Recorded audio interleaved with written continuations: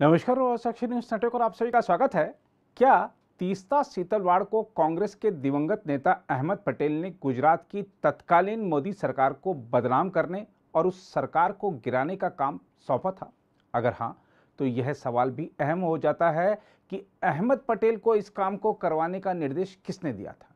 यहाँ यह सवाल भी उठता है कि तीस्ता सीतलवाड़ को आखिर कांग्रेस से कितने पैसे मिले थे।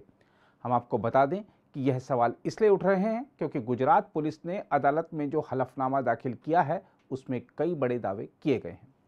खुद को सामाजिक कार्यकर्ता बताने वाली तीस्ता सीतलवाड़ की जमानत याचिका का विरोध करते हुए गुजरात पुलिस ने कहा है कि वह राज्य में बीजेपी की सरकार गिराने की एक बड़ी साजिश में शामिल रही थी। गुजरात पुलिस के विशेष जांच दल यानी एसआईटी की ओर से सत्र न्यायालय में दाखिल किए गए एक हलफनामे में दावा किया गया है कि तीस्ता सीतलवाड़ साल 2002 के दंगों के बाद राज्य में बीजेपी सरकार को गिराने के लिए दिवंगत कांग्रेस नेता अहमद पटेल के इशारे पर की गई एक बड़ी साजिश में शामिल थी।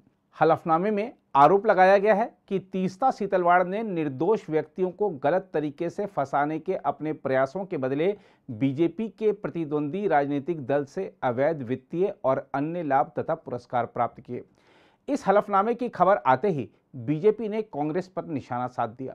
पार्टी प्रवक्ता संबित पात्रा ने कहा कि अहमद पटेल के माध्यम से सोनिया गांधी ने गुजरात की छवि को धूमिल करने, बीजेपी और नरेंद्र मोदी को अपमानित करने की चेष्टा की। आज सुबह से मीडिया रिपोर्ट के माध्यम से देश देख रही है कि ये जो एसआईटी है, एसआईटी ने अपने एफिडेविट को कोर्ट में सबमिट किया है।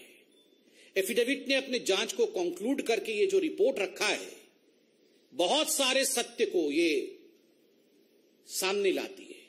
It reveals shocking truth, shocking facts have come to the fore after the SIT report in front of the court.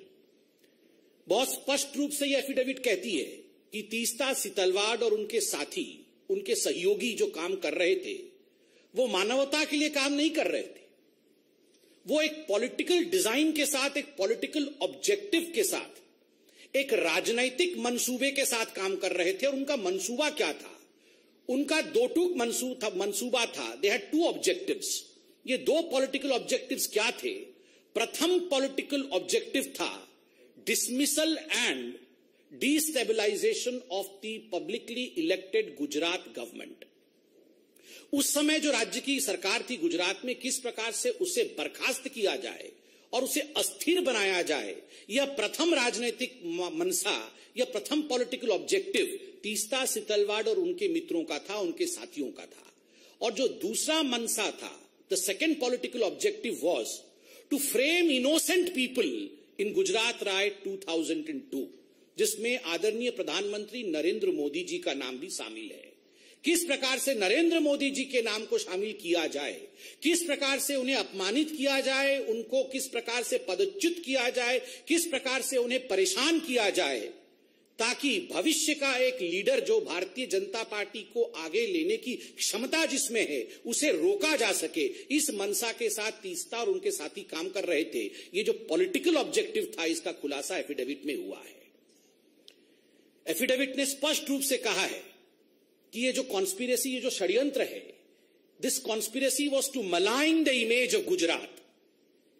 केवल नरेंद्र मोदी और केवल राजनीतिक दृष्टिकोण से नहीं, गुजरात किस प्रकार से इसमें उसके चित्र को मलिन किया जाए, इमेज ऑफ गुजरात को धक्का पहुंचे, यह षड्यंत्र भी तीस्ता सीतलवाड़ और उनके साथी कर रहे थे।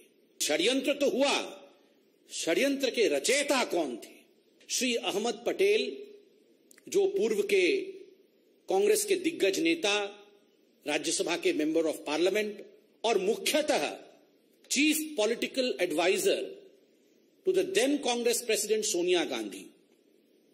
मैं आज इस मंच से अहमद पटेल जी की शांति की कामना करता हूं। वो आज हमारे बीच में नहीं है और भारतीय जनता पार्टी संवेदनशीलता में विश्वास रखती है। अहमद पटेल तो मात्र एक नाम है, काम तो सोनिया जी का था।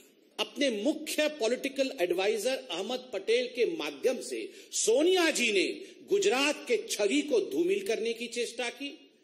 अहमद पटेल जी के माध्यम से सोनिया जी ने नरेंद्र मोदी जी को घेरने की चेष्टा की, उन्हें अपमानित और उन्हें किस प्रकार से निष्कासित किया जाए, इसकी चेष्टा की।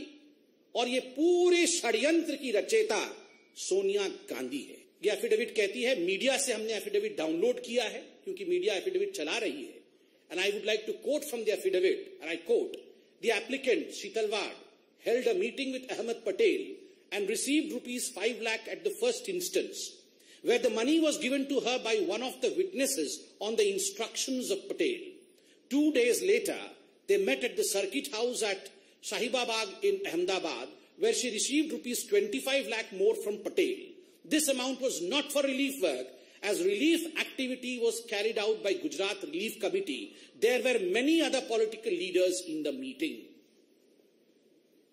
पैसे दिए गए, और जो पहला किस्त गया है, वो पहला किस्त 5 + 25 अर्थात 30 लाख का पहला किस्त सोनिया गांधी जी ने तीस्ता सीतलवाड़ को दिया। अहमद पटेल जी हमारे बीच में नहीं है। अहमद पटेल जी ने तो केवल डिलीवर किया, दिया सोनिया जी ने अपनी तिजोरी से, डिलीवरी की अहमद पटेल जी ने, और लिया तीस्ता सीतलवाड़ ने। और याद रखिए, ये 30 लाख उस जमाने में केवल पहला किस्त था। This was just the first instalment. इसके आगे न जाने कितने करोड़ों रुपए सोनिया गांधी जी ने नरेंद्र मोदी जी को अपमानित और बदनाम करने के लिए, झूठे षड्यंत्र में फंसाने के लिए, बीजेपी को नीचे गिराने के लिए, बीजेपी कैसे आगे ना बढ़े, इस चेष्टा में और केवल बीजेपी और मोदी को पीछे रख करके राहुल गांधी को प्रमोट करने के लिए तीस्ता सीतलवाड़ का इस्तेमाल इस पैसे से सोनिया गांधी जी ने किया। उधर कांग्रेस ने बीजेपी के आरोपों पर पलटवार करते हुए आरोप लगा दिया है कि गुजरात पुलिस के विशेष जांच दल की ओर से दिवंगत नेता अहमद पटेल के खिलाफ लगाए गए आरोप झूठे और मनगढ़ंत हैं। कांग्रेस ने कहा है कि यह 2002 के सामूहिक हत्या मामले में अपनी जिम्मेदारी से पल्ला झाड़ने की प्रधानमंत्री नरेंद्र मोदी की एक व्यवस्थित रणनीति का हिस्सा है। कांग्रेस महासचिव जयराम रमेश ने एक बयान जारी करके कहा है, कांग्रेस दिवंगत अहमद पटेल के खिलाफ गढ़े गए शरारतपूर्ण आरोपों का पुरजोर तरीके से विरोध करती है और उन्हें खारिज करती है। उन्होंने कहा, यह प्रधानमंत्री की उस व्यवस्थित रणनीति का हिस्सा है जिसके तहत वह 2002 में उनके मुख्यमंत्री रहने के दौरान हुई सांप्रदायिक सामूहिक हत्या को लेकर किसी भी जिम्मेदारी से खुद को बचाना चाहते हैं। उन्होंने दावा किया, इस सामूहिक हत्याकांड को नियंत्रित करने की उनकी अनिच्छा और अक्षमता के कारण ही तत्कालीन प्रधानमंत्री अटल बिहारी वाजपेयी ने उस वक्त के मुख्यमंत्री को राजधर्म की याद दिलाई थी। जयराम रमेश ने कहा, प्रधानमंत्री की राजनीतिक प्रतिशोध वाली मशीन उन लोगों को भी नहीं छोड़ती जो उनके राजनीतिक विरोधी रहे और अभी इस दुनिया में नहीं रहे। जयराम रमेश ने कहा कि यह एसआईटी अपने राजनीतिक आकाओं की धुन पर नाच रही है और उसे जो कहा जाएगा वही करेगी। उन्होंने कहा कि हम जानते हैं कि पहले के एक एसआईटी प्रमुख को राजनयिक जिम्मेदारी से नवाजा गया क्योंकि उन्होंने तत्कालीन मुख्यमंत्री को क्लीन चिट दी थी। वहीं अहमद पटेल के बेटे ने भी कहा है कि उनके पिता के नाम का राजनीतिक इस्तेमाल हो रहा है, जो कि गलत है। हम आपको बता दें कि गुजरात दंगों के मामलों में निर्दोष लोगों को फंसाने के लिए सबूत गढ़ने के आरोप में तीस्ता सीतलवाड़ को आईपीएस के पूर्व अधिकारियों आरबी श्रीकुमार और संजीव भट्ट के साथ गिरफ्तार किया गया है। अगर आप भी लेना चाहते हैं देश दुनिया की तमाम जानकारी तो आज ही सब्सक्राइब करें हमारे चैनल को। साथ ही नीचे दिए बेल आइकन को जरूर दबाएं ताकि हर अपडेट आप तक पहुंच सके।